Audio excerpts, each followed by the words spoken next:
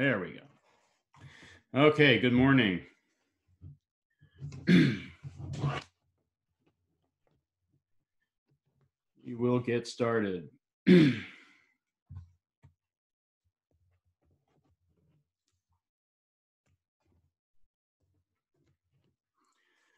right, so I'll send out sometime maybe after the lab this afternoon. I'll try to put together a little email. I've got some good questions from some of the students, and I've tried to email people individually, and I thought, I've got a lot of good information here.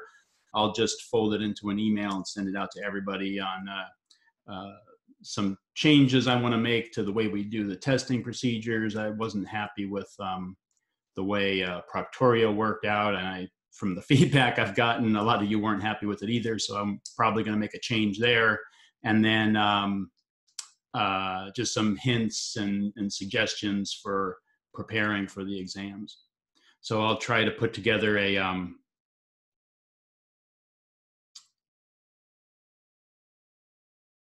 we're good now? Okay. Okay, thank you. All right. So anyway, I'll try to put that together a little later. And if you have any specific questions for yourself, then email me and I'll try to answer those best I can.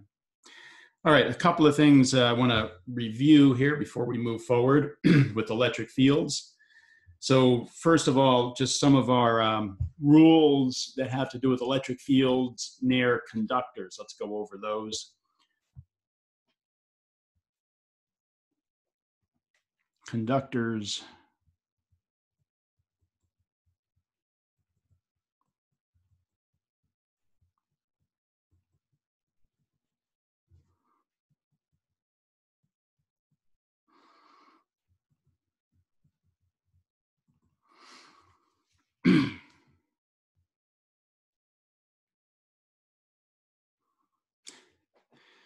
Okay. Conductors and electrostatic equilibrium. So one of the things we know about this is that any excess charge we put onto the conductor ends up on the outermost surface, right? Because like charges all want to repel each other, and they're free to move on a conductor. That's what the definition of a conductor is. Those charges are free to move. So where are they going to end up? They're going to move as far apart from each other as they can. They're going to end up on the outermost surface. Any excess charge ends up on the outermost surface.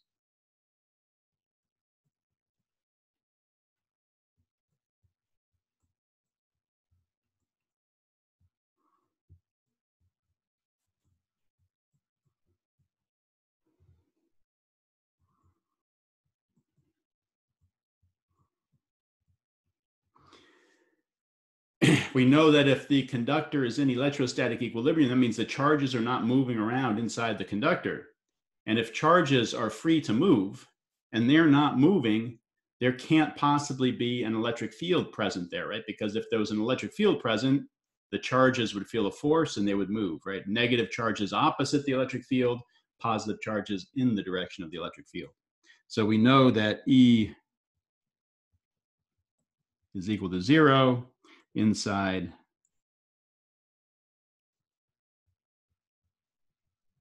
conductors in electrostatic equilibrium. E does not have to be 0 inside of a conductor like the wires in the walls of your house. We set up an electric field, current flows, right? Those charges start to move because there's an electric field there, and they keep moving, and we maintain the electric field. But when we know those charges aren't moving, we know the conductor's in electrostatic equilibrium, that's when we know E is 0. And if E is 0 inside the conductor, then E must be perpendicular to the surface just outside the conductor.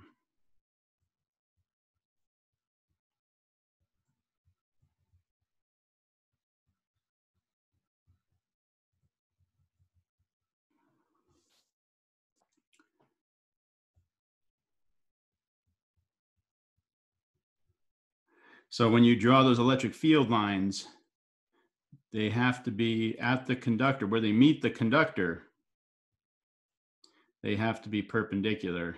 They can do other things later, right? They can come off and then go over here, but where they meet the conductor, they have to be perpendicular. Why is that? Because if they weren't perpendicular to the surface, if the electric field came off the surface like this, then that means at the surface, it has to have, if we blow that up a little bit, it has to have a component. We could break up the electric field into perpendicular and parallel components at that location, right? And what would this do? It would cause charges to move along the surface of the conductor, right? So it wouldn't be in electrostatic equilibrium. So we can't have that. The electric field cannot have any component along the conductor, or charges would be moving in the conductor. So that's why that's no good. I'll put a red X over that.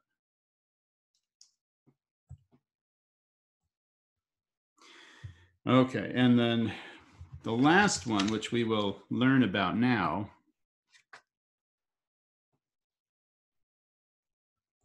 this leads us into this next chapter, the surface charge density.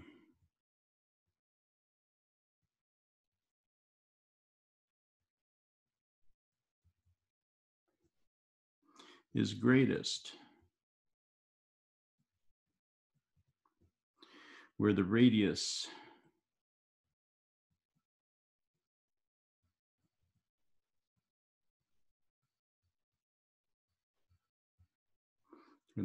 of curvature is smallest. So if you have a conductor that has an odd shape to it,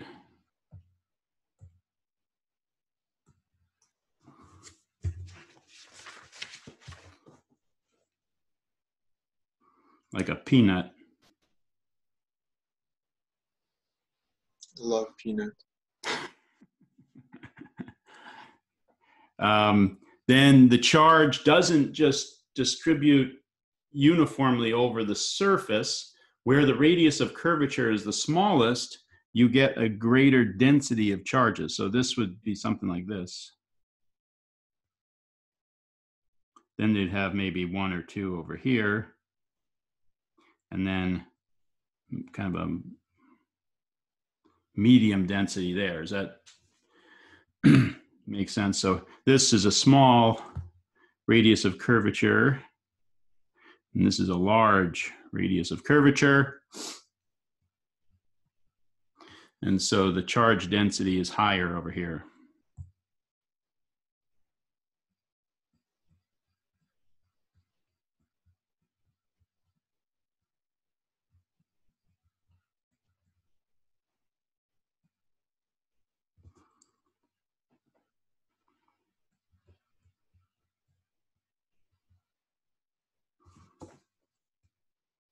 There, this is not obvious the way. Here, let me just get rid of this.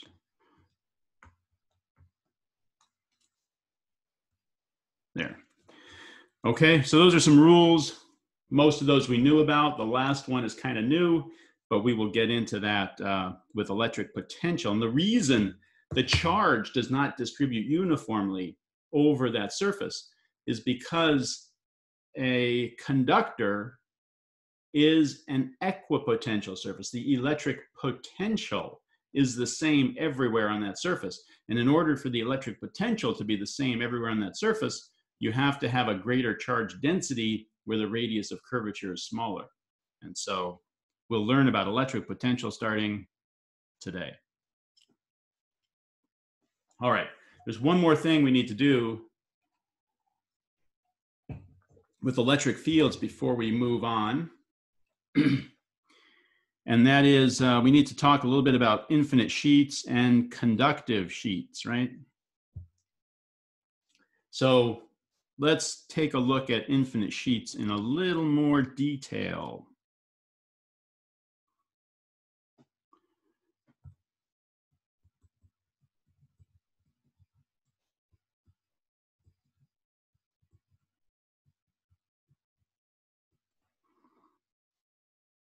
Okay, so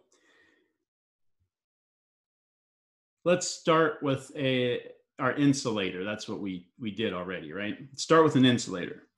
So if we zoom in on that infinite sheet, it's thin, right? We make it really, really thin, but it always has some thickness to it, right? You can't make it one molecule thick, right? It has some thickness to it.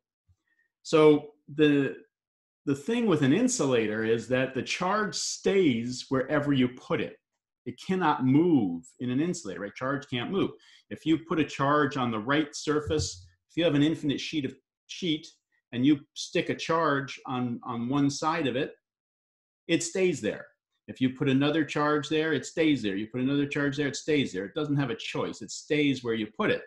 So we can put the charge all on one face of our infinite sheet. And the back face doesn't have anything, doesn't do anything to electric fields, right? Doesn't create any electric field, doesn't do anything. So we can have an infinitely thin, one molecule thick sheet of charge because we can put it on one face of our sheet and it stays right there. And so if we had a sheet like this, that's an insulator, the charge all stays on one side. What am I going to use here?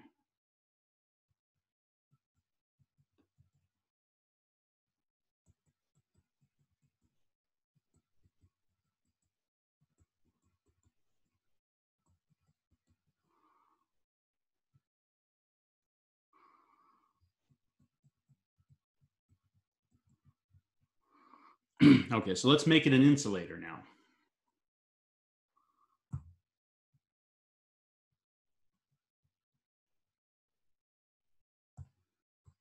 It's important. Things change if it's a conductor.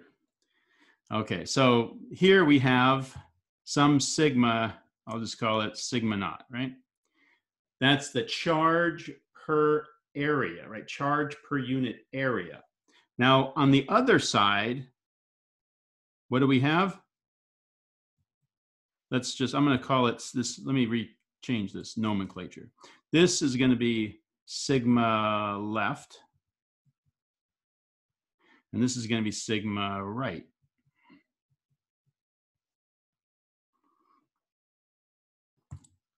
Okay, so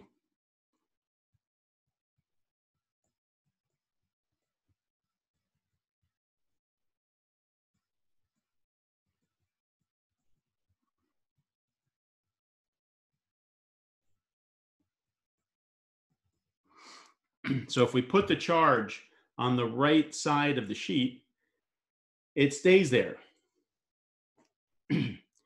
Now, we can treat this as sort of an infinitely thin sheet of charge. And if we draw our Gaussian surface here, so we're going to get electric field coming out, right? What color should I use for field? We're going to get electric field coming out this way. We're going to get electric field going out the other way.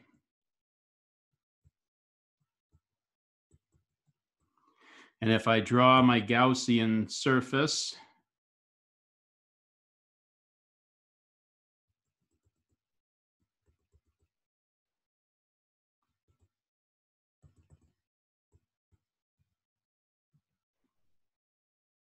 then my cylinder looks a little funny. But anyway, you get the idea. And maybe I'll straighten it out a little bit. Comes out straight like this. Is that better?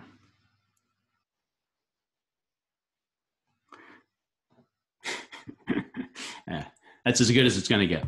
Okay, so we draw a Gaussian cylinder like that, and then we say the integral around every surface of that enclosed imaginary cylinder that we're imposing on our charge distribution. If we integrate E dot dA over every surface there, we get Q inside over epsilon naught. This becomes the integral over the left side plus the integral over the curved surface of the cylinder plus the integral over the right side equals Q inside. That's Gaussian surface over epsilon naught. And of course, the curved surface has no flux. The electric field lines come out parallel to that surface. They never penetrate that surface. So the curved side gives us 0. So we have E times A for the end over here on the back side, the left side. And we have E times A for the right side over here. And that has to equal Q in over epsilon naught. And what is Q in? Q in is the charge trapped on that little section right there, right? So Q in is just the surface charge density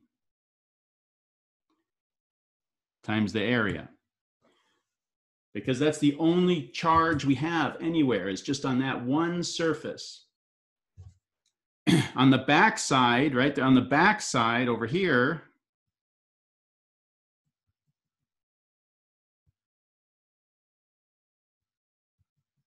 there's no charge on that back surface over there, right? Okay, so we've got 2EA equals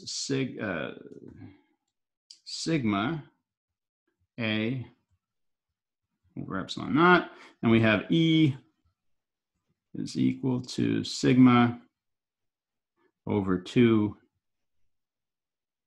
epsilon naught. So we get this factor of 1/2, right? It's almost like half of the electric field goes off in one direction and half goes in the other direction, right, from this surface of charge. Now, let's think about what happens with a conductor. With a conductor, well, first of all, let's think about what happens if we're standing far away looking in. If we had an insulator, 1 square meter of insulator, and we put 10 coulombs of charge on it, and we stood far away and measured the electric field, we should get the same number as if we took 1 square meter of conductor and put 10 coulombs of charge on it and went to our location and took a reading, right? It just doesn't matter to us. There's the same amount of charge there, right? It should look the same.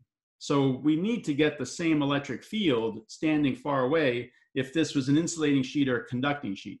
But you'll see our formula becomes slightly different because we define the surface charge density a little differently, kind of. So let's take a look what happens with the conductor.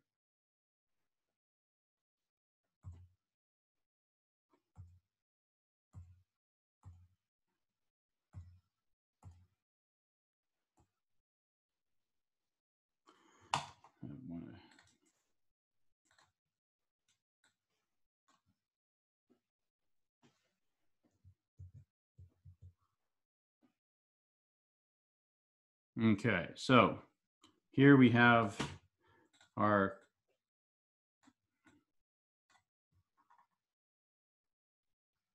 can we move it down a little bit? No, why not? Doesn't like that.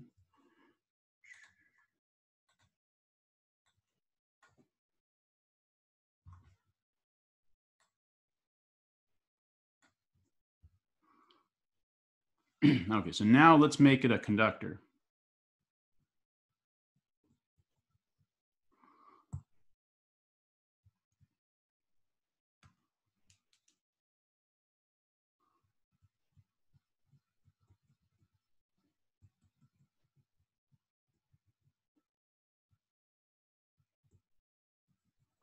Okay, so now we start to put charges on the surface of this conductor.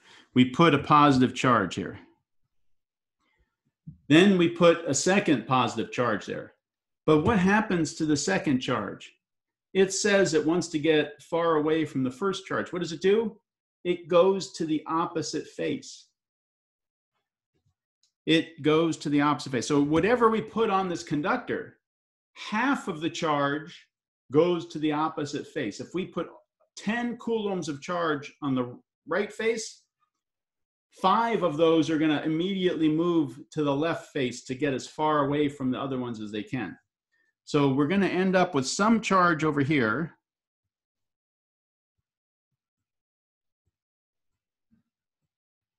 And some charge is going to end up back on the other side.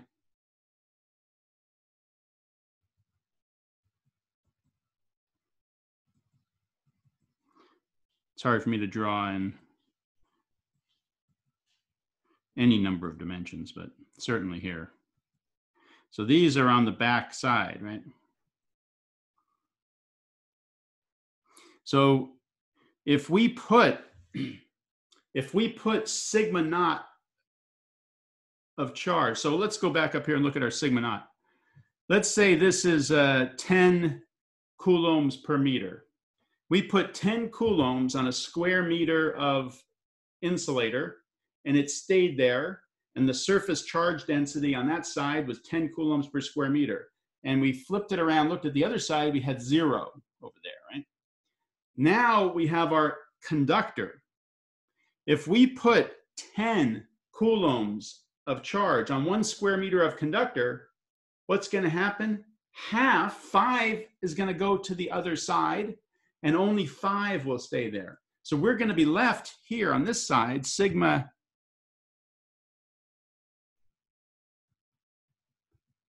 is going to be half of whatever we put on there. And what are we going to get on the other side? Half of whatever we put on there. That's a sigma, supposedly here. It's a little bit better. Okay. So the charge splits.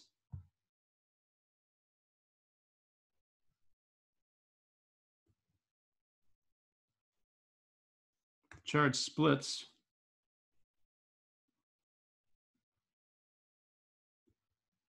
between the two faces.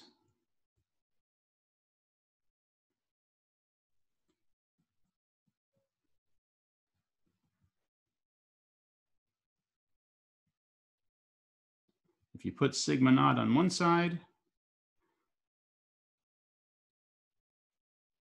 you end up with sigma naught over 2 on each face.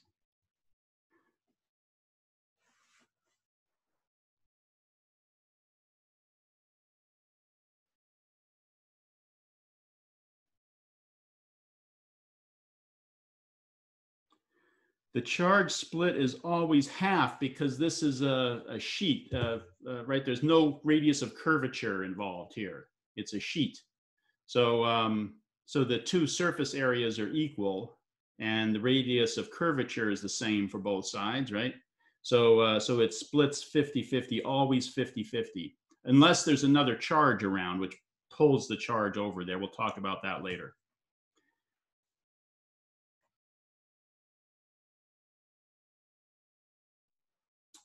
There are no other faces because it's infinite, right? There are only 2 sides. If it wasn't infinite, then you'd have 6 sides to this. It would be a rectangular box, right? Even charge distribution on both sides, yes.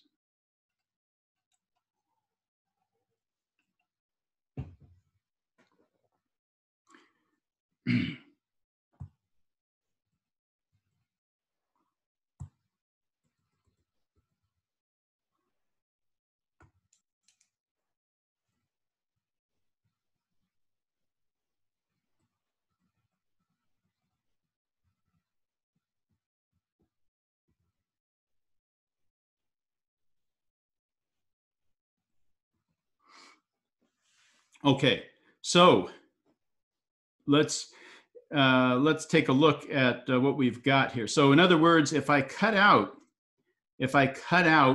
1 square, if I put 10 coulombs per square meter on this infinite sheet, every square meter would have 10 coulombs of charge. If it was an insulator, it would all be on one side. And if I cut out 1 square meter, where's my 1 square meter? If I cut out 1 square meter, and I measured how much charge, total charge was on that, it would be 10 coulombs. It would all be on one face of that piece, but it would have 10 coulombs of charge.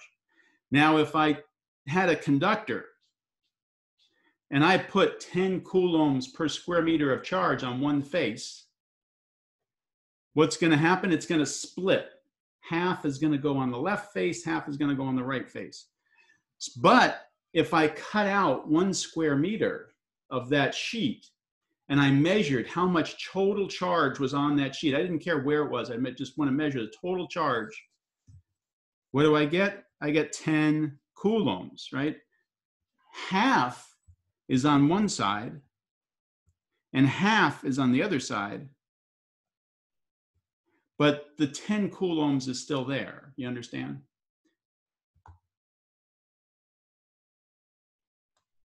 Okay, so let's draw our Gaussian.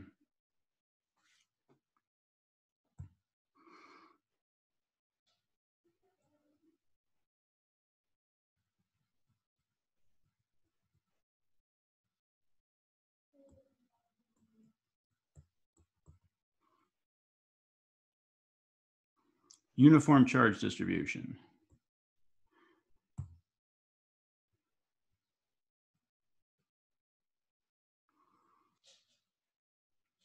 Okay, we're going to do the same thing. Integral E dot dA Q in over epsilon naught. E A plus 0 plus EA Q in over epsilon naught. 2 EA equals Q in over epsilon naught. Okay, we're good. Same routine up till now. Now we have to figure out how much charge we have. So remember, this side has sigma naught over 2. This side has sigma naught over 2. So we have some charge on this face and some charge on this face.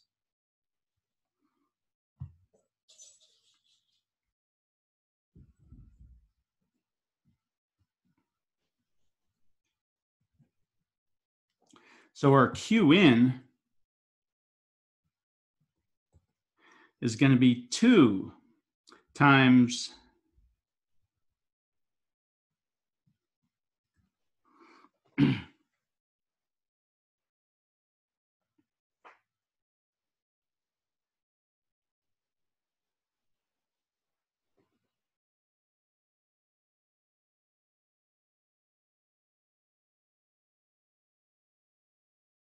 yeah, the Gaussian surface is it's an imaginary surface we impose on our charge distribution to help us find electric fields at certain locations.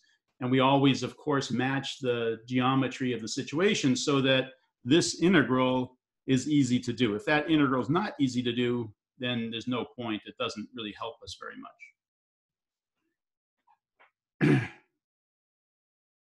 So what we end up with is the exact same equation here if I use a sigma over 2, right? So I end up with 2EA equals 2 times sigma over 2.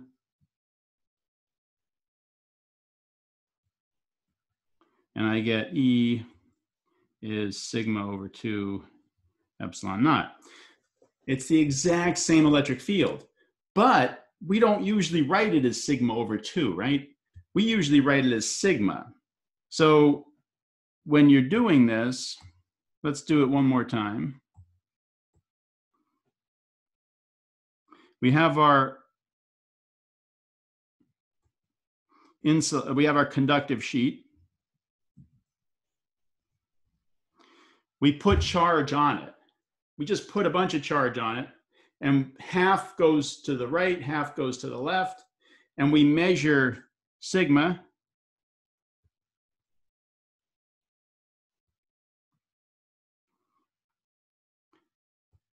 And we get a surface, some kind of charge density. We get the same on the other side, right? Here, let me write it. It's kind of weird.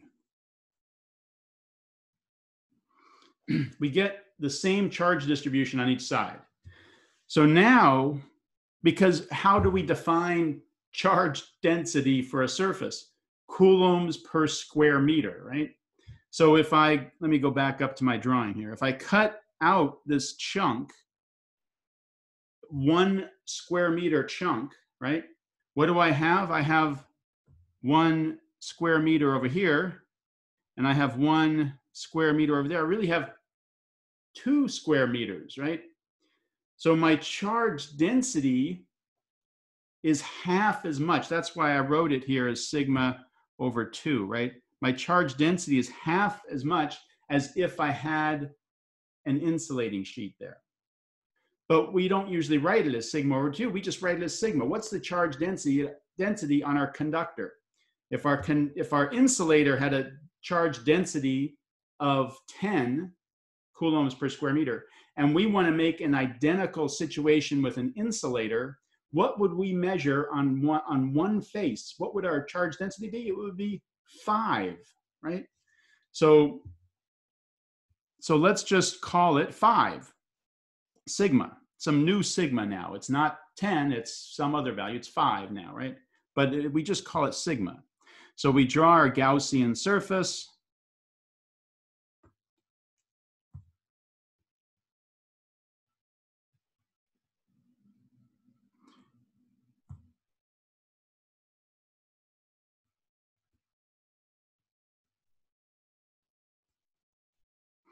We get EA.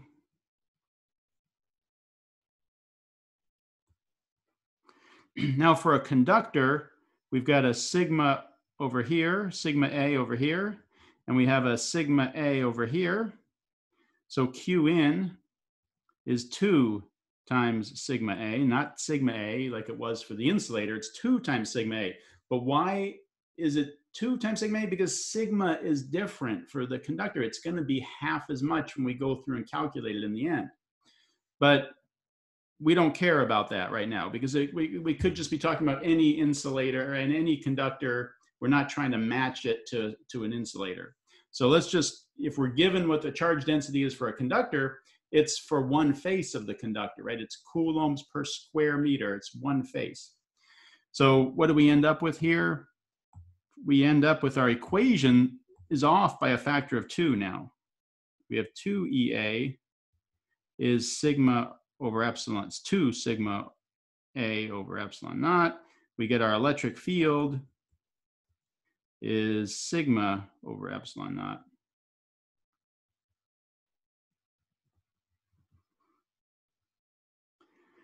Okay, so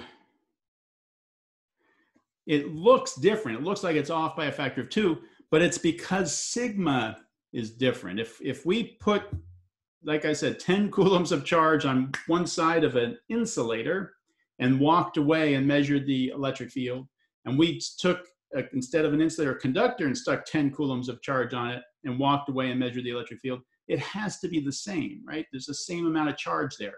We don't care that half of it went to one side of the sheet and half stayed there, and we don't care. It's got to be the same. And if you look at these formulas closely, they'll be exactly the same. They'll both give you the same electric field as I showed here. If you use half the charge density, you get the exact same formula. But we normally don't use sigma over 2 for our charge density. We use sigma for our charge density. So I should write here, if we use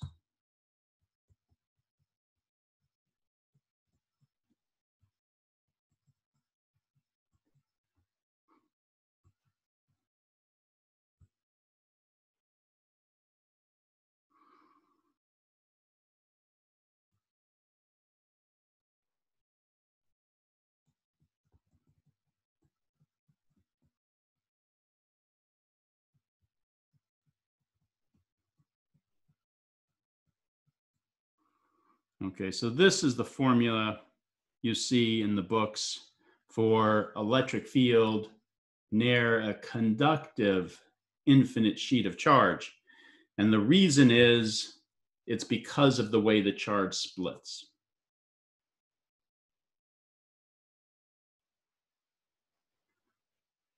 Could you scroll back up real quick one more time? Sorry. No problem. How far? this good right here? Oh, let's see. Yeah, that's good. Thank you.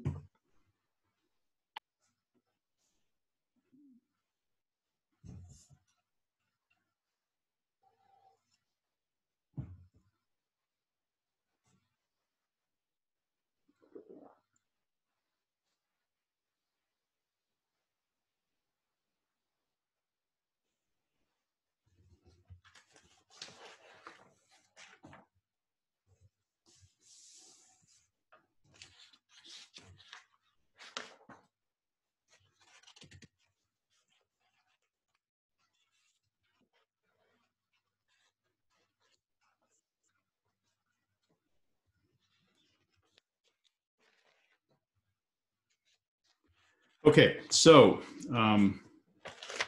it'll give you something to think about. I think what I want to do is start on electric potential, and then we can come back maybe and revisit the infinite sheet thing again. But it'll give you something to think about with conductive sheets. One thing what we do with conductive sheets, we normally you might find it easier, I don't know, to draw your Gaussian surface a little differently because we have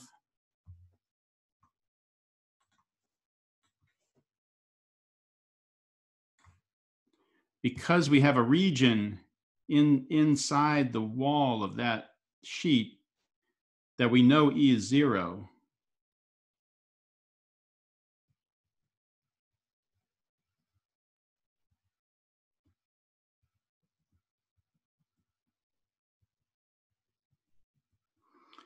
And our electric field comes out in both directions. Sometimes you'll find if you know E is 0 there, draw one surface of your Gaussian cylinder where you know E is 0. That's an easy integral to solve, right? So we can have our Gaussian cylinder here.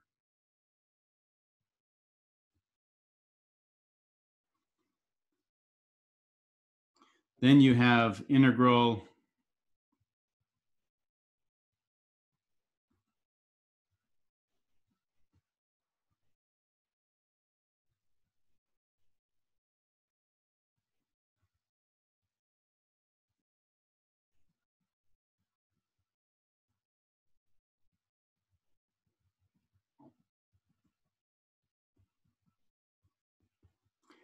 and the left side is going to be 0 because E equals 0.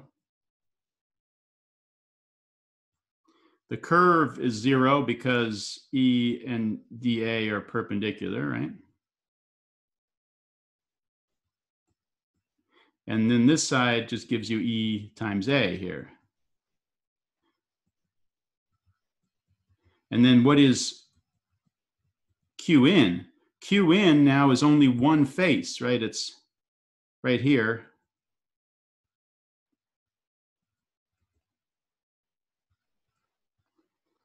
Where you have a sigma on one side and you have a sigma on the other side.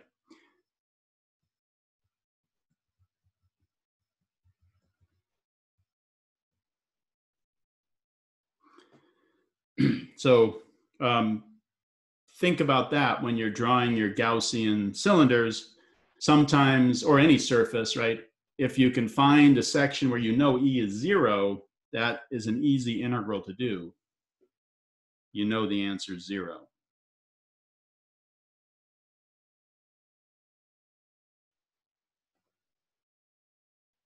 I was just trying to show you that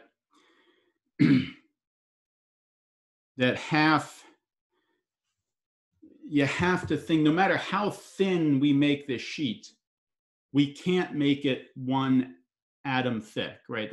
There's always two faces to it. No matter how thin we try to make it, there's always two faces to it. And with an insulator, it doesn't matter because we put the charge on one face, it stays there. So it doesn't matter. It's easy to think about that as as an infinitely thin sheet of charge, no thickness to it. But A conductor is different. Charges are free to move. They're going to repel each other. They're going to try to get as far away as they can. So as soon as you put charge on a conductive sheet, no matter how thin it is, half ends up on one side and half ends up on the other side. And so I was just trying to point that out and show you that you end up with, when you think you've got 1 square meter of surface, when you cut out its 1 square meter chunk of something that's thin, right? We kind of just view that as one surface. But for conductors, it's really 2 faces. There's a square meter on this side, and there's a square meter on this side. And so that's why you end up with this charge density that's off by a factor of 2 of how we would calculate it for an insulating sheet. So the formula for electric field, since it relies on charge density, is off by a factor of 2 for a conductor versus an insulator. But really, if you put the same amount of charge on both sheets, you'd get the same electric field.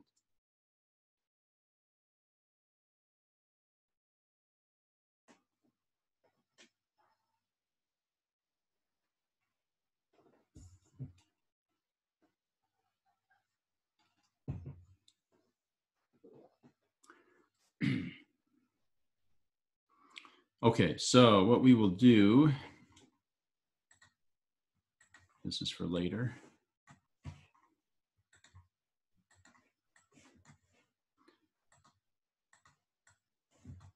All right.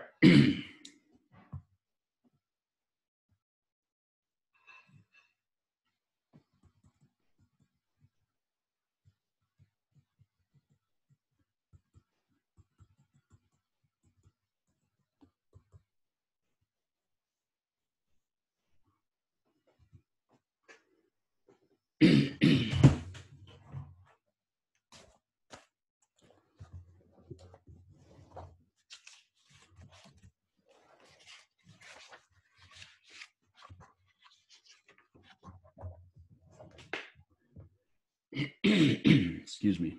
Okay. Let's get to electric potential. So we're going to start off by doing a little review of work and the sign, when is work positive, things like that. Because we use that a lot with electric fields and electric forces, and they're doing work. Electric field does work on a charge, is the work done positive, things like that. And it ties in with electric potential. So we're going to do a quick review of work done. So what I want you to do is draw 3 quick free body diagrams, sort of what it would look like, or just a sketch, what it would look like when a force does positive work on something, when it does 0 work, and when it does negative work.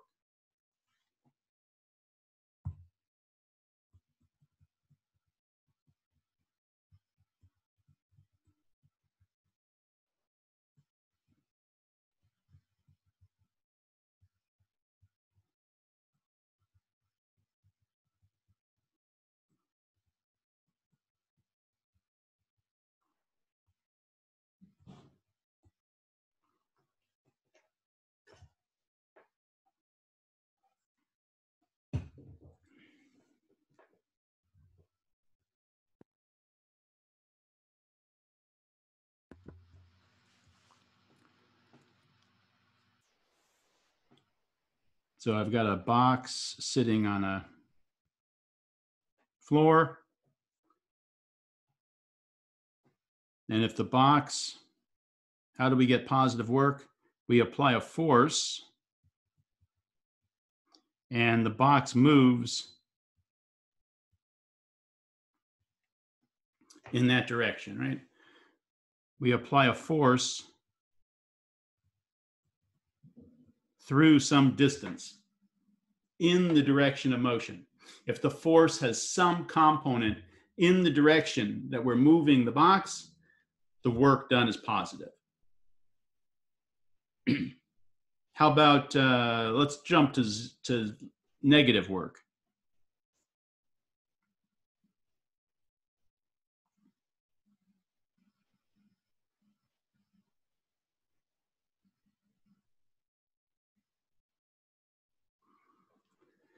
the box is moving to the right, but the force is to the left.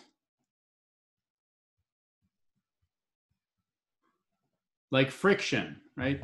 If the box is sliding in one direction, what's friction doing? It's pushing back in the other direction. And so you get a cosine of 180. Remember, work is a dot product. So you get a cosine 180 gives you -1. Work is negative. Anytime the force would cause the box to increase in speed, meaning it's in the same direction as the motion, its work on the box is positive. It's doing positive work on the box. And anytime the force is causing the box to slow down, so it has some component opposite the direction of motion, it's doing negative work on the box. It's reducing the box's kinetic energy. And 0,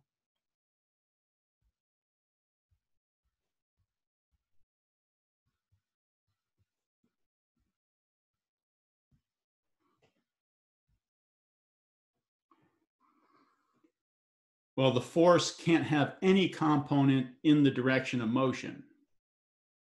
So how about that one? Up, down, either way is fine. That force is not doing any work. That force cannot change the speed of the box. It can only change the direction it's moving. Cannot change the speed of the box. It's not doing any work on the box.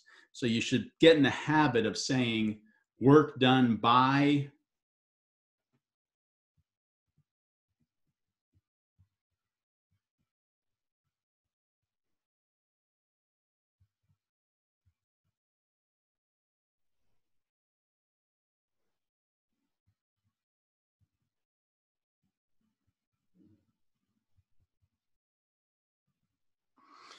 right, work done by friction on the box. Get in the habit of always saying it like that. Work done by the pushing force on the box. Work done by Earth on the satellite. Work done by whatever, the string, tension in the string on the toy airplane. Get in the habit of always saying it like that because work is being done on some object by some force. And you want to think about that and think about the components, whether it's that force would cause the object to increase in speed, then it's doing positive work. If the force would cause the object to slow down, to decrease the speed of the object, it's doing negative work on the object. The force is doing negative work on the object. Okay.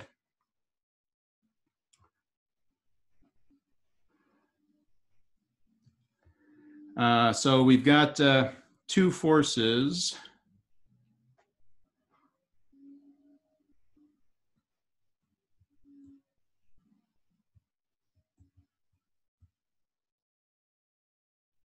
We've got an object moving from A to B.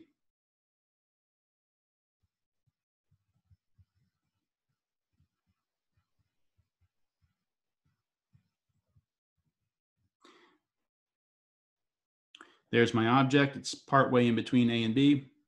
And there are two forces acting on it.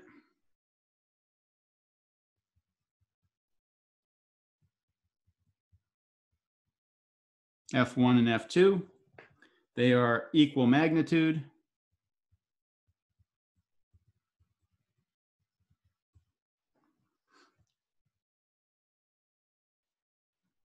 So I want to know the work done by F1 on my object. Is it positive, negative, or 0?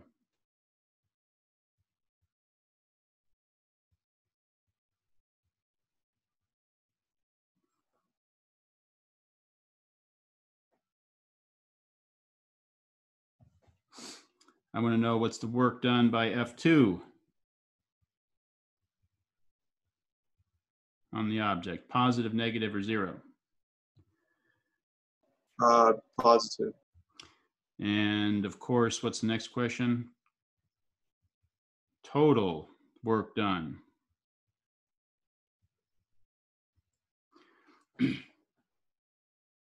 Okay, so F1 is doing negative work on the object, right? The object is moving from A to B. So our displacement is in this direction, right? And the force F1 is opposite that. It's doing negative work on the object. F2 is in the same direction. If F1 was the only force acting on our object, it would be causing it to slow down. If F2 was the only force acting on our object, it would be causing it to speed up. It's doing positive work on our object. And because they're equal in magnitude, if one does positive 5 joules of work, the other one's doing negative 5 joules, right? They're doing equal and opposite. So what do we net out at the end? 0. And when the work done is 0, we know the kinetic energy is not changing, right? And so that tells us that this object is moving at constant speed. There's no net force acting on it, so it's moving at constant speed. Okay? So the speed is constant.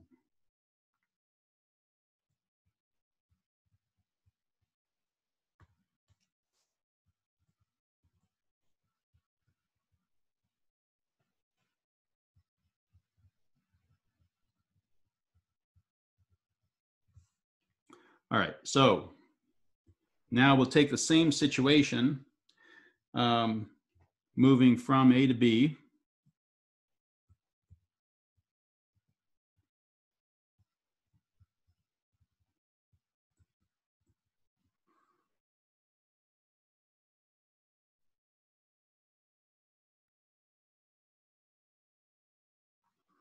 I said that we know work equals change in kinetic energy, right? That's our work kinetic energy theorem. Work always equals change in kinetic energy. So if there's no work done on this object, which there isn't, right? Net work is 0 here. No work was done on this object as it moved from A to B. So its kinetic energy could not change, which means its speed couldn't change. Okay, I'll tell you what, before we do this next one, it looks like it's time for a break, right? So let's take a 10-minute break. We'll come back at 3 or 4 minutes after 11. I'll pause the recording and we'll start up again in 10 minutes.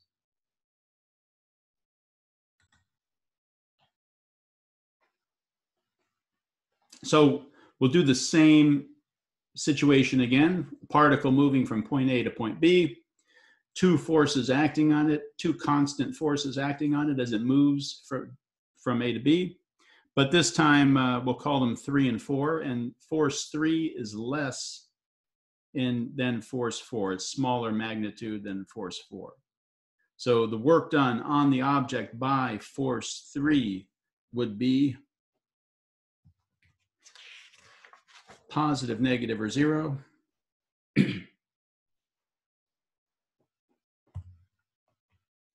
Force 3 is pushing in the direction from A to B.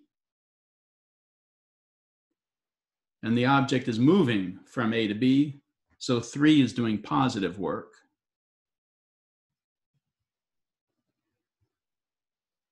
Force 4 is opposite the direction of motion, right? The object is moving from A to B, but it points from B to A. So if force 4 was the only force acting on our object, it would be causing it to slow down. It's doing negative work on our object.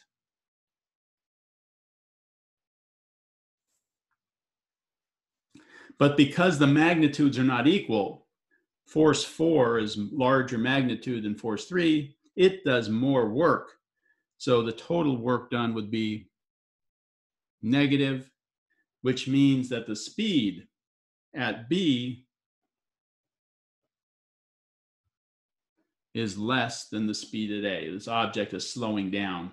We're doing negative work on the object, or we're taking energy away from the object, right? That's another way of thinking of it. Okay, and this is all consistent with, I just wrote it up above, but that's okay, our work kinetic energy theorem, right?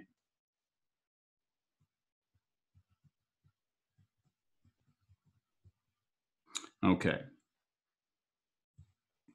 All right, so now let's take a look at this situation.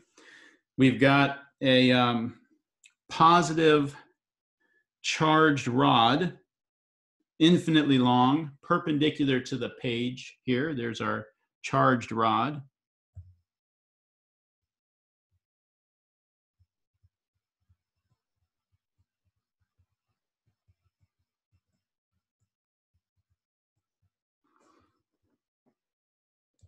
And we've got these points around here. I'll call this one W,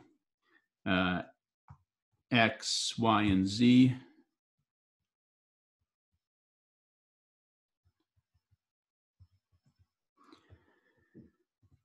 All in the plane of the page, okay?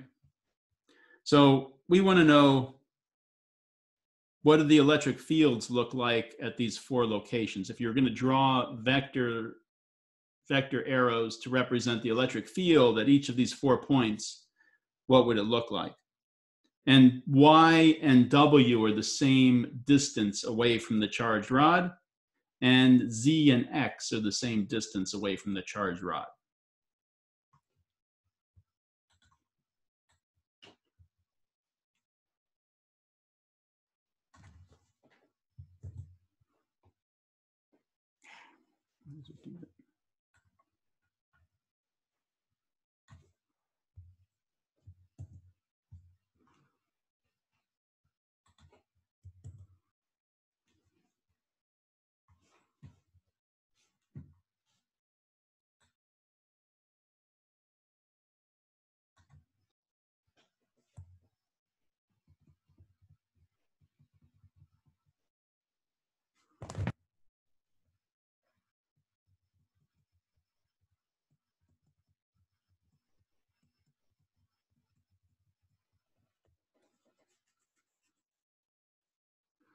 Okay, so you should have something that looks like this.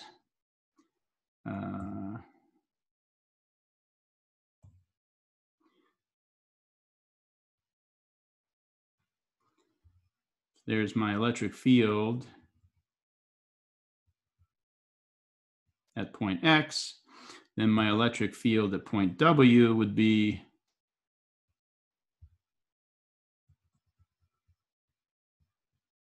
four times as long, right? It's because it's half the distance, so it's 4 times the magnitude, pointing in the same direction. Electric field points away from a positive charge.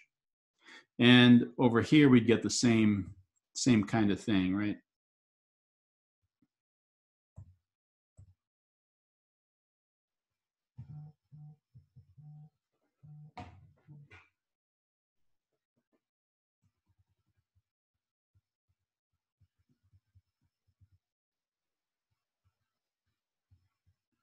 Okay.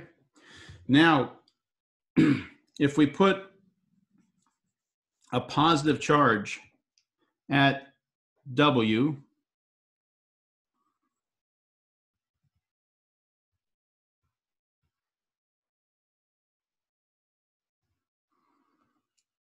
and we moved it in a straight line from W to X,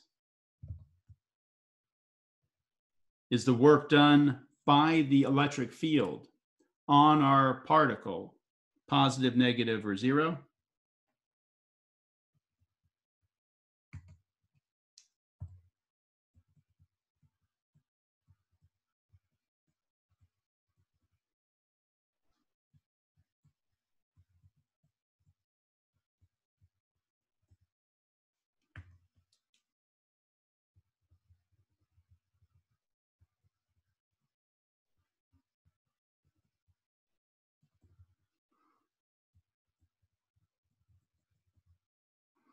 Positive. And how does that compare to the work done going from X to W?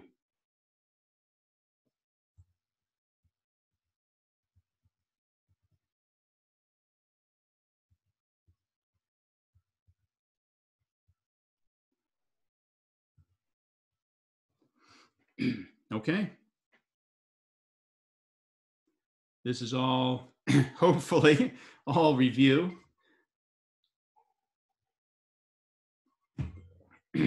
But it's it's just really important to get the basics down, because this is the way I like to think about it.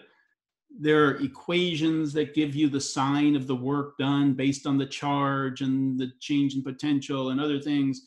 And to try to remember all the negative signs and everything, and it's too hard. Just look at the situation. Is the particle speeding up or slowing down? Then it's doing positive work or negative work. It's so easy to get the sign right in the end just by giving a little thought to the situation than trying to memorize if 6 different negative signs cancel out or not, right? This is just so much easier. Just think about what the field is doing to the object. Is it causing it to increase its speed or decrease its speed? Is it doing positive work on it or negative work? That's all you have to do to get the sign of the work correct.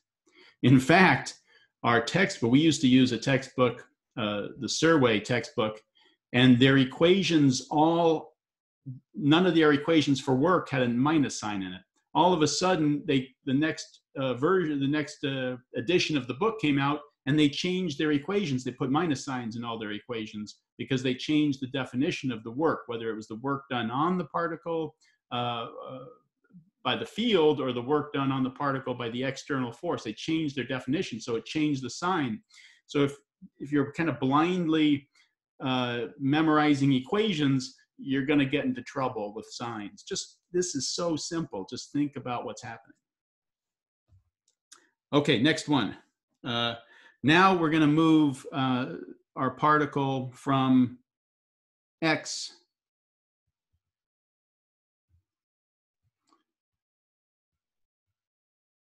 to Z along a circular arc.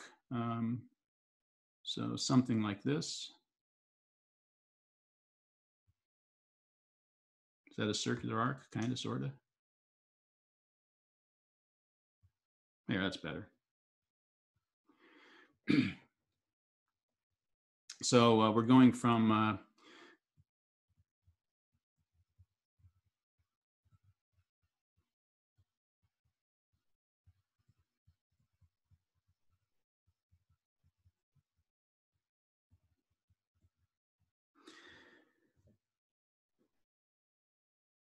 what's the work done by the electric field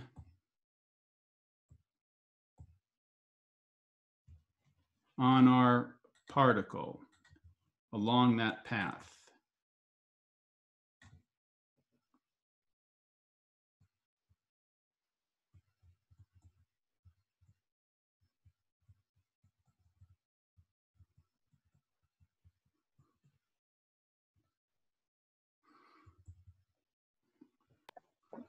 Professor, is it actually from X to Z, or is it from W to Z? Oops, thank you. Okay, Thank you. no problem.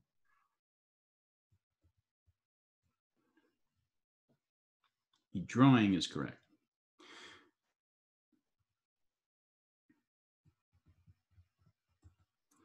So this one is 0, right? Because as the particle is moving, the displacement of the particle at any given time, I'll use, what did I use for field up there? So the electric field, if the particle is right here, the electric field points radially outward, but the particle is moving this way, right, at that instant. The displacement is that way, the velocity is in that direction. So the electric field and the displacement are always 90 degrees apart as the particle moves along. So we get, it's this situation up here. Where were we? It's this situation up here, right? The force from the electric field and the displacement are 90 degrees apart, and so the work done is 0.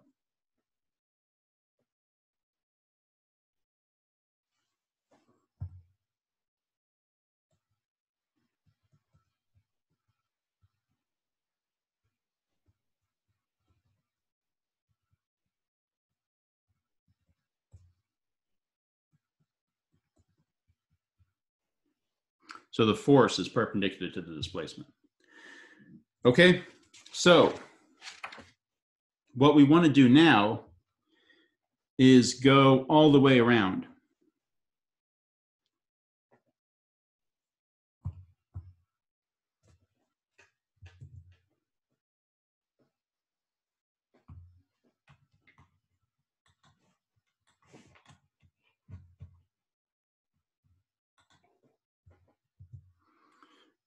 So we're going to go from we're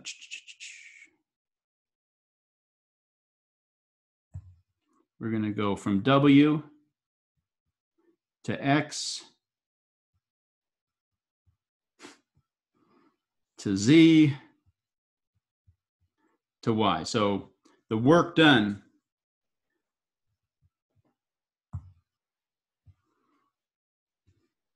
we're going to call this path 1.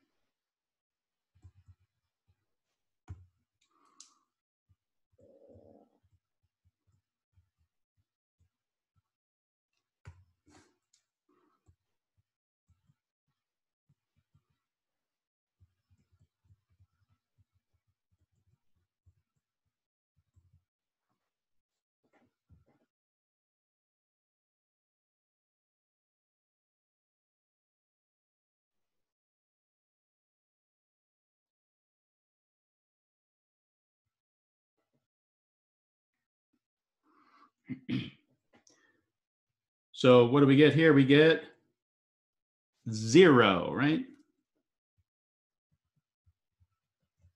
Because the work done along the curved part we said was 0. The work done going from W to X is positive, but we said that's equal and opposite to the work done going from X to W, right? And since Y and Z are basically the same as X and W, same distances away, the work going from Z to Y is the same as the work going from X to W. Cancels out. We good with that?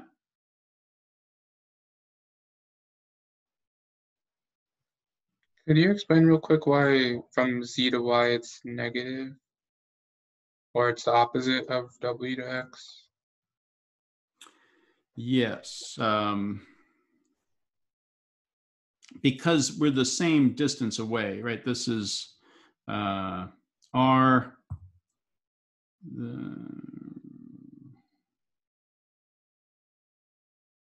This distance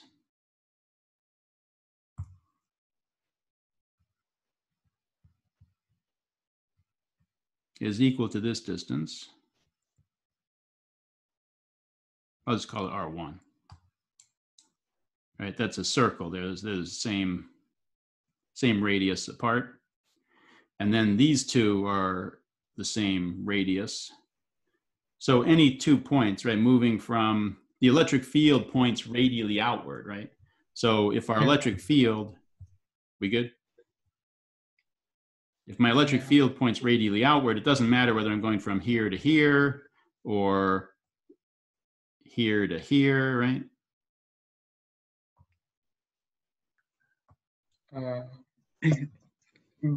So it's, oh, so wait, when it's coming from Z to Y, it's going against the force, while from W to X, it's going with it? Right, right. So going from Z to Y is the same as going from X to W.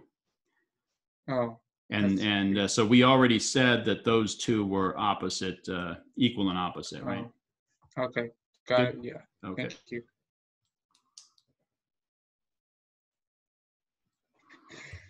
So I'll just put it over here. Work done W to X is equal to the negative of work done X to W. And the work done Z to Y is the same as the work done X to W. Is that, I think that's what I just said. Yes. And the curved one, 0 because of the 90-degree cosine of 90 degrees. All right, so this is path 1. Now let's take a different path. Let's take this path. Do I have another? No, I need to add one more here. So we're going to do it 3 times. Okay, let's take this path. Path 2 is going to be this circular. Is that a circular arc? Yeah, close enough.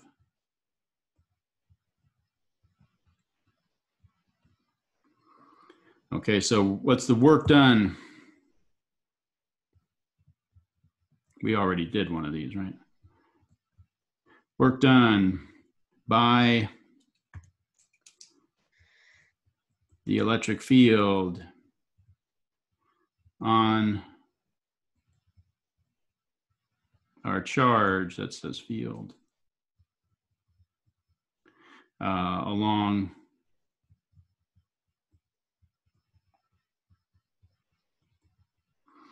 zero, right? We've already done one of those earlier, right? We said the curved path was 0.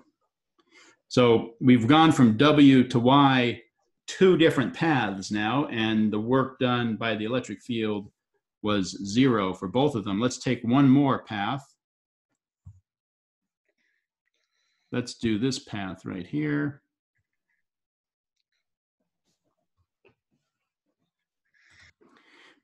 And the work done along that path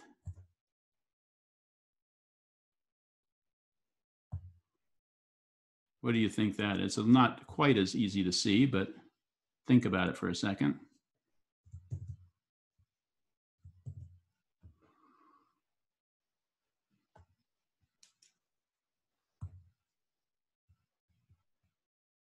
We're going to call this path 3. It's also 0.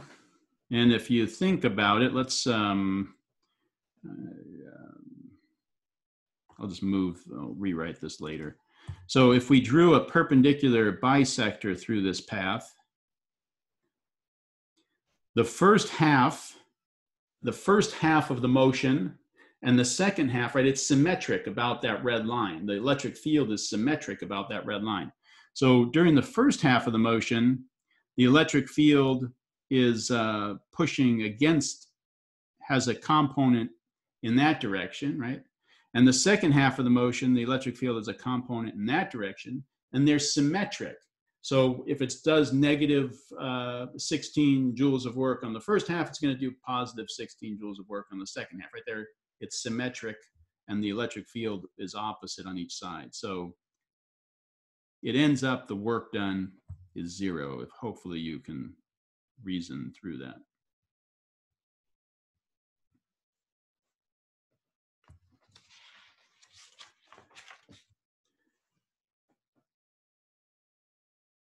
Okay, so the reason we're doing this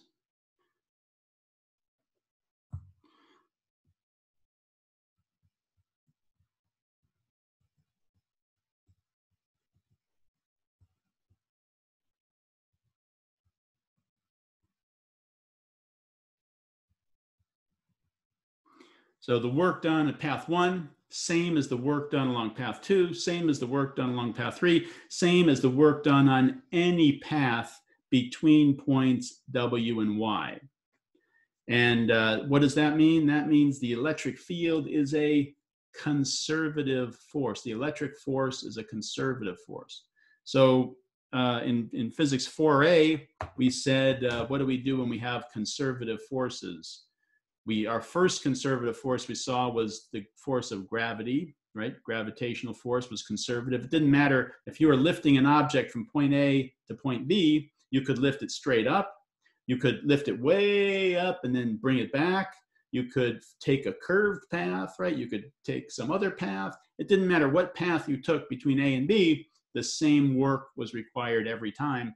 And if the work is path independent, it's a conservative force. And that was the first one, was gravity. The second one we saw, we only saw 2 in physics 4a, was the spring force.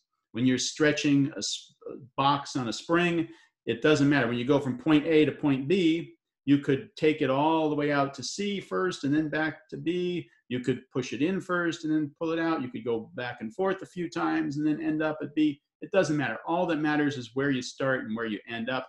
That was a conservative force. So every time we have a conservative force, what do? You come up with potential energy term that only depends on the endpoints, because if the path doesn't matter, let's just focus on where it started and where it ended, and we'll use potential energy. So we have gravitational potential energy, we have spring potential energy, and now we have electric potential energy. Electric potential energy. So that's what's next.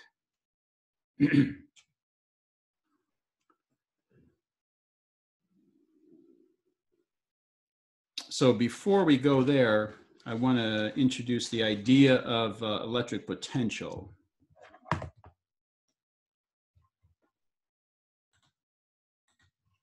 Which is different from potential energy.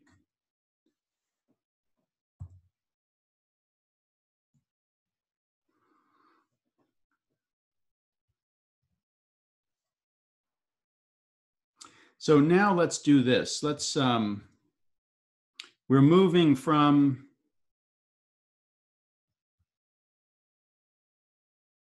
let's just think about the situation like in the last example here, going from W to X, right? Moving a particle from W to X.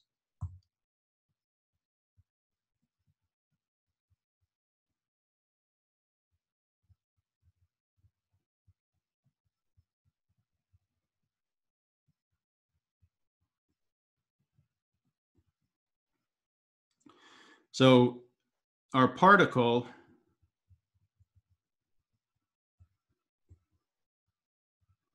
is Q naught. The work done from W to X was some amount. We'll just call it W naught. Okay, moving a particle from W to X requires some amount of work, right? Now, let's say I want to move a different particle. Let's say I want to move a particle that's 2 times the charge from W to X. How much work will the field do in this situation?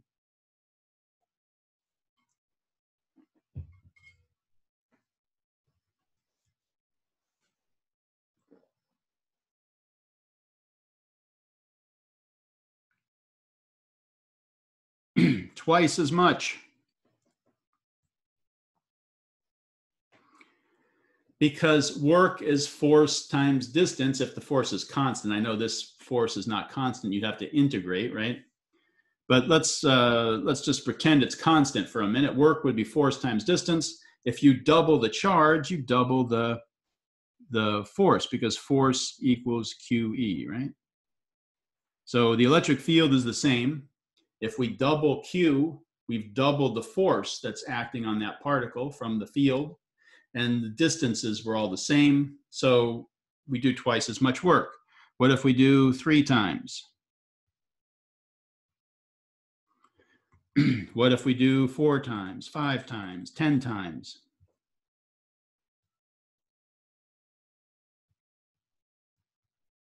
You getting tired of this calculation? Hopefully you are. So what happens with electric charges a lot is that they change.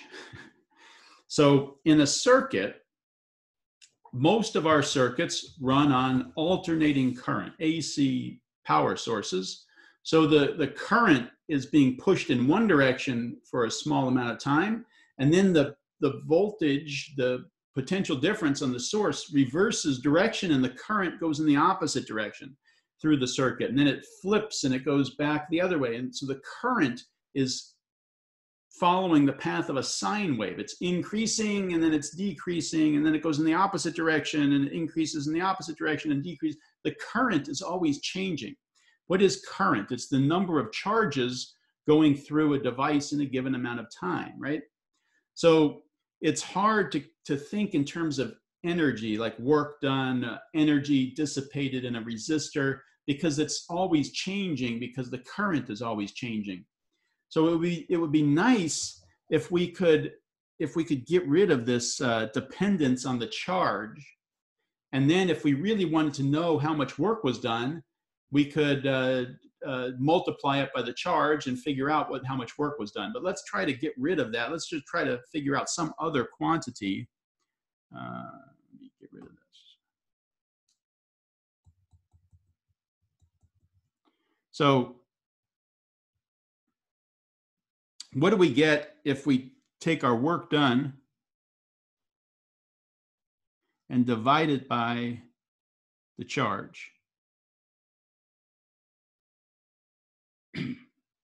Here we get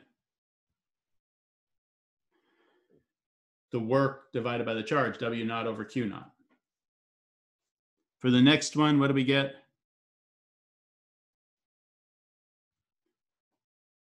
W naught over Q naught. For the next one,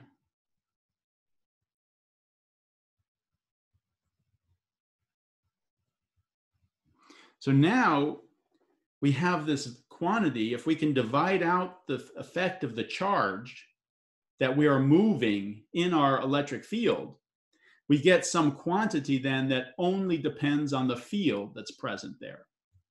And we give this a special name. We call it the potential, the electric potential. It's not potential energy, it's electric potential. And so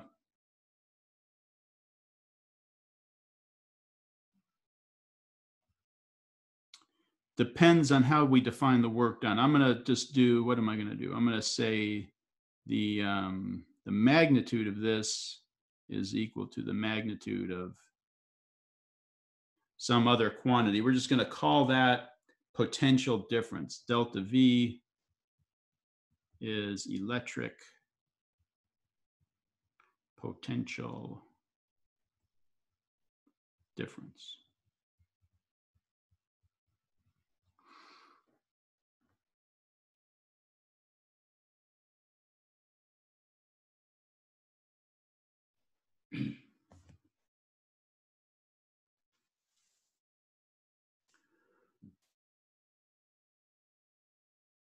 Okay, so what's important with potential, electric potential, is a difference. A delta V is what's important, kind of like gravitational potential energy, right?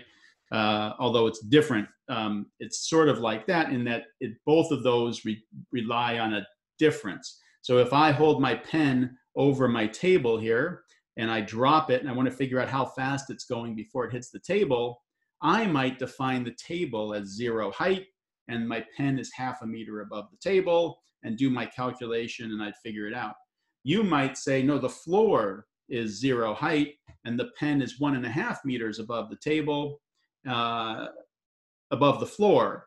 But when it gets to the table, it's 1 meter above the floor still. So we both get the same answer for the speed of the pen because we both have the same change in height, change in gravitational potential energy.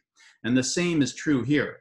We can define anything to be 0 potential or whatever we want, but it's the changes in electric potential as we move through devices that become important. And so we're learning about potential now, but what really makes sense is using it in circuits. And you'll see that sort of makes sense later on.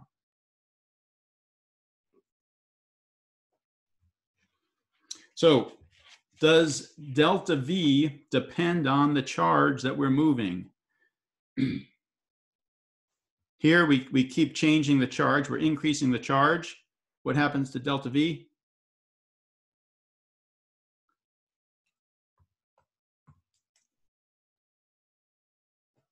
They increase. Nothing happens to it, right? Why? Right, as we increase the charge from 1 to 10, what happened to delta V? It stayed the same, right? W over Q, W over Q, W over, always the same, right? So does delta V depend on the magnitude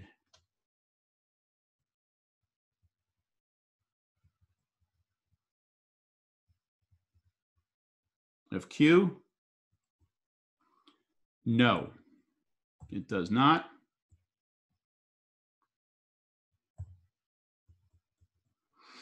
Does it depend on the sign?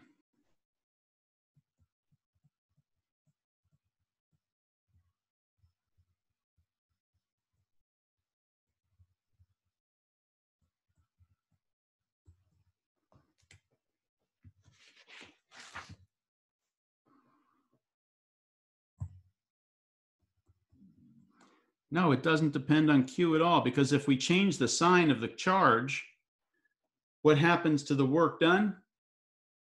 The sign changes, right? So if the field did positive work on a positive charge, it would do negative work on a negative charge, right? Because the force changes direction by 180 degrees when you change the sign of the charge. So the work done would change sign, and the Q would change sign, and those two would cancel out, and you get the exact same thing. Okay?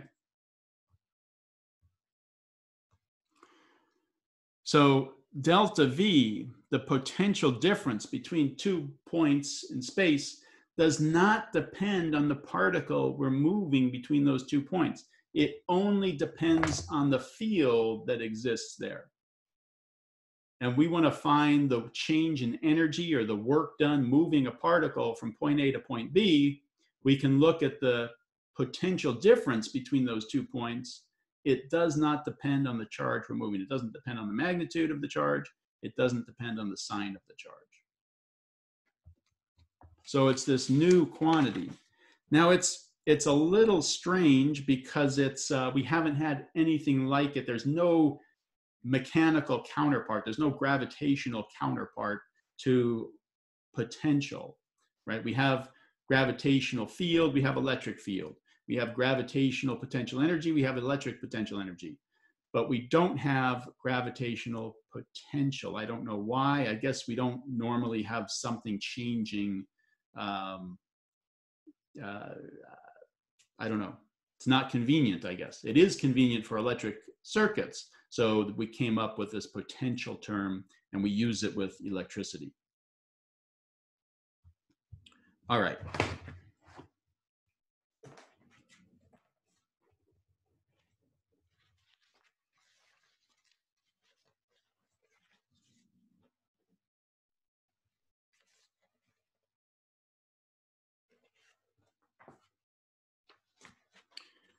Oh, I wanted to put some numbers into one of these. Let's throw a few numbers in and just calculate something.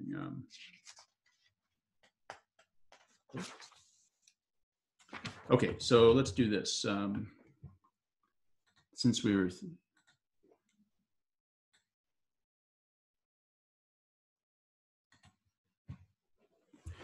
okay, so let's just put a couple of numbers in here and do a calculation. You see how it's used. So again, we're going from here's our positive, there's our W, there's our X, right? And let's just move a particle. Let's do a little, let's do some.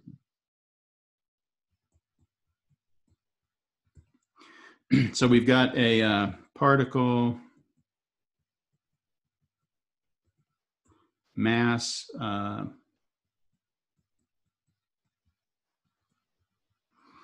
3 times 10 to the minus 8 kilograms. We're going to release it at rest at point W.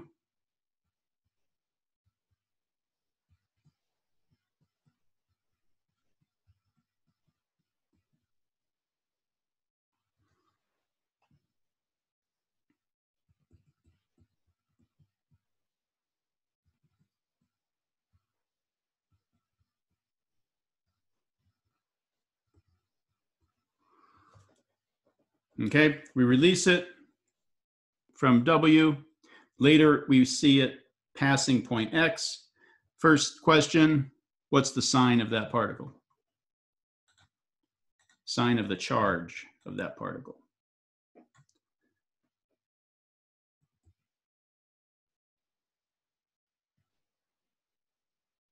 It has to be positively charged.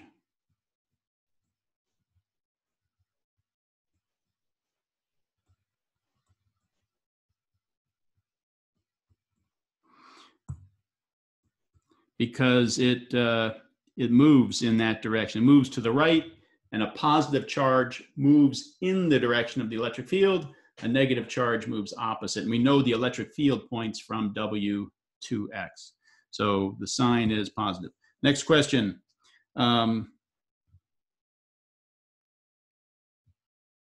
So the charge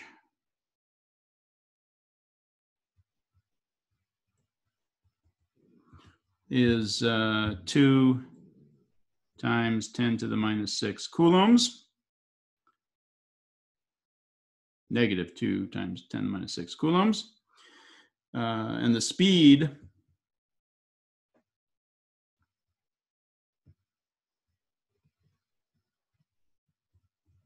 is 40 meters per second. So find the change in kinetic energy.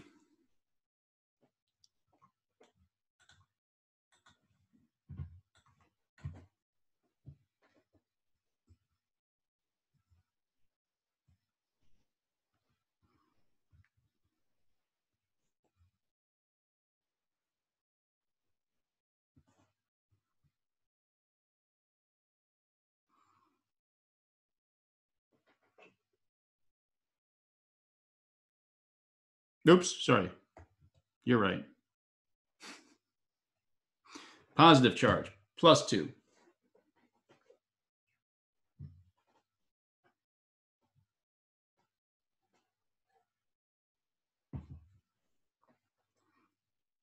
It's a positive charge.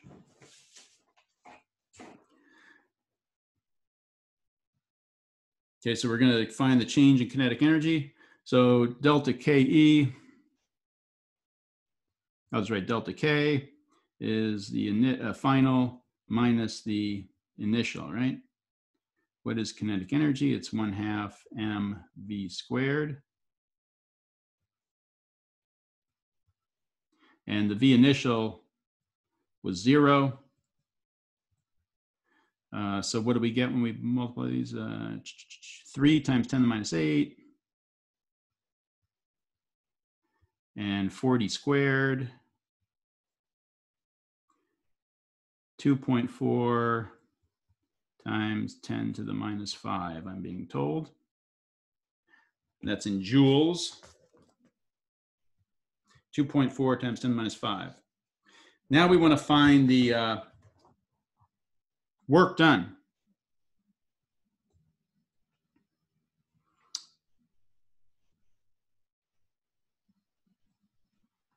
Work done by the field on the particle.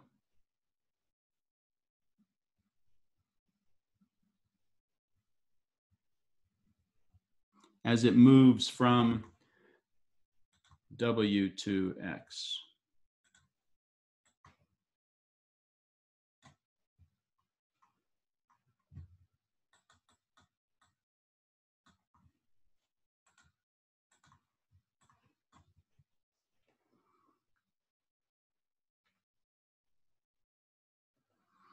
Work done equals change in kinetic energy.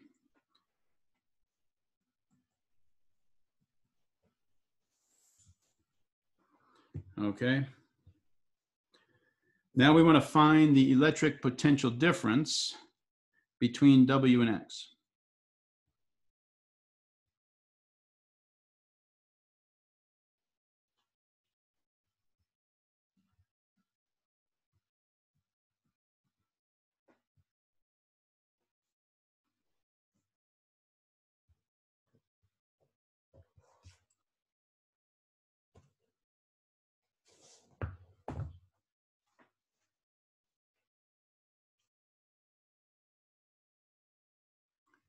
First, let's find the magnitude of delta V.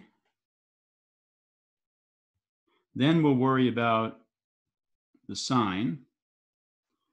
This is capital V here. Is it obvious?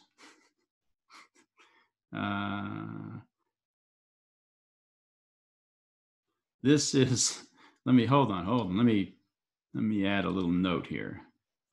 This is velocity.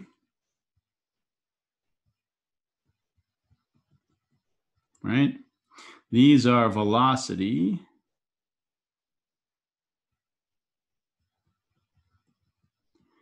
And this V is not velocity. This V is electric potential. Let me write it. Put some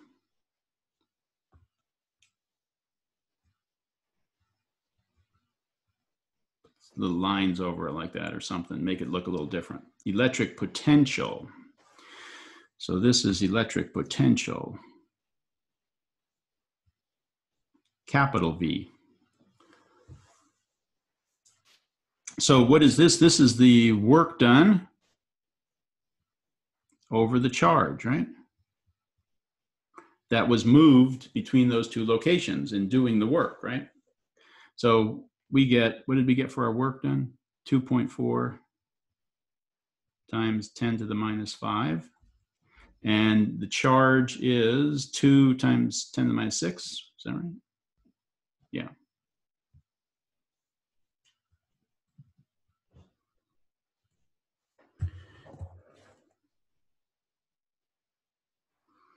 $12 volts.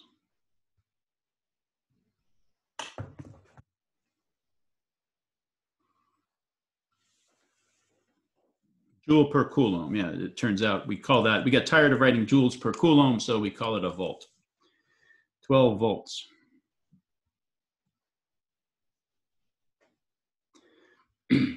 Now we need to figure out the sign here. So this is how I do it. I'm going to write this in big red letters. The electric field points toward lower electric potential.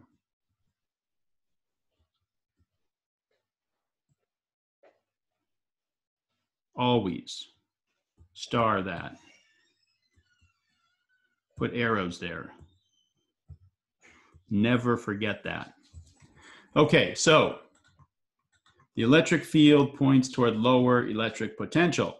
So that means that if our W was there and our X was there, the electric field points this way, right?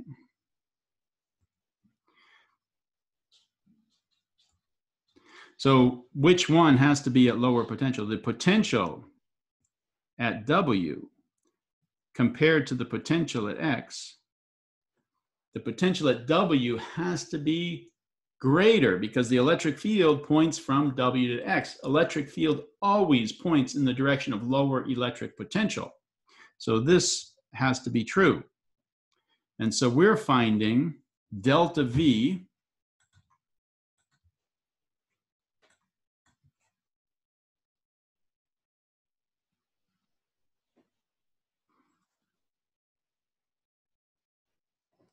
So this was the magnitude.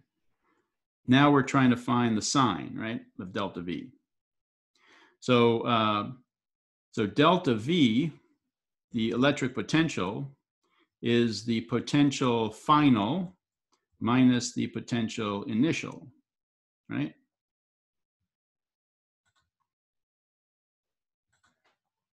Delta is always final minus initial. So final was X, initial was W, and X is less than W. So what does this have to be? Has to be negative.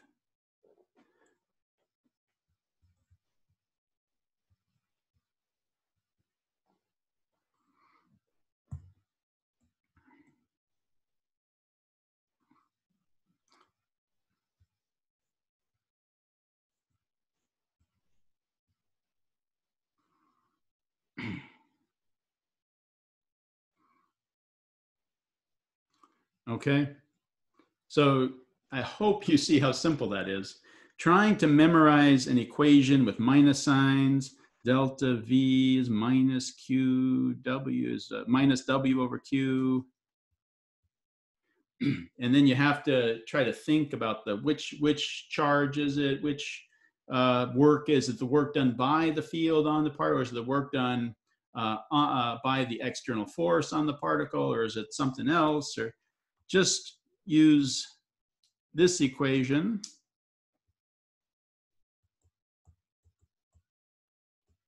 Work over charge, right? And then look at the situation and figure out the sign. I think you'll find that much easier, and I think you'll be more successful using that approach.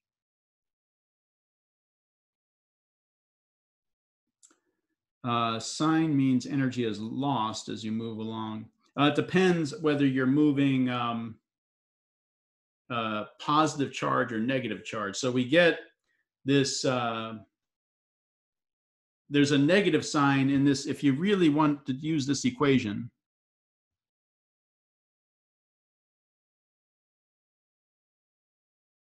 there's a minus sign in there. This is work done by the field. Work done by the field is equal to Q times delta V. Negative Q delta V. If you do work done by the field, not work done by the external force. So if you use this equation, you get this minus sign in here. So what that tells us is that when you're moving to lower, what we did here is we moved our object, our particle, to a lower potential, electric potential. When you move a positive particle to a lower electric potential, you're doing positive work on the particle. The particle's energy is increasing. When you move a negative particle to a lower electric potential, you're doing negative work on the object. Its energy is decreasing. So positive particles want to go towards lower electric potential. Sometimes we say they roll down the electric potential hill, right? Negative particles want to go to higher electric potential, so we say they roll up the electric potential hill, if you think of it that way, okay? But that there's a minus sign in there. All right, we didn't get to my little worksheet here, but we'll start off next time with that. So electric potential, really think about if the particle is moving in the direction of the field or opposite the field. Is the field doing positive work on it or negative work on it? And then never forget this, the electric field always points toward lower electric potential. So if I tell you that the electric field in some region of space points like this, and I want to know, point A and point B, which one is at higher electric potential, we know the potential at B has to be greater than the potential at A. And any region of space, you can use the same logic and you immediately get that. So if I move a particle from B to A, would delta V be positive or negative? If I move a positive particle from B to A, delta V would be negative. If I move a negative particle from B to A, it's still negative. Delta V does not depend on the particle we're moving. It only depends on the electric field that exists at that region of space. Okay, so that's a good breaking point, and we're a few minutes over time. I apologize. Tune in. If you're tuning into lab today, we'll start off with a short pre-lecture on circuits, because our lab is a week or two ahead of our class right now. So we'll do a little circuits introduction so that the rest of the lab will be relatively straightforward for you. You're going to use a PhET simulation. I didn't post it yet, but I'll post it right after class. And I've got a nice worksheet that walks you through with some screenshots of what the PhET simulation should look like and a couple of little videos to show you how to take the measurements. And you're going to take all your measurements from the simulation and write up a little lab report from that. Okay, so we will see you. Lab will start at 12:15. Give me just enough time to make some coffee. All right, I'll see you in a few minutes if you're in the lab.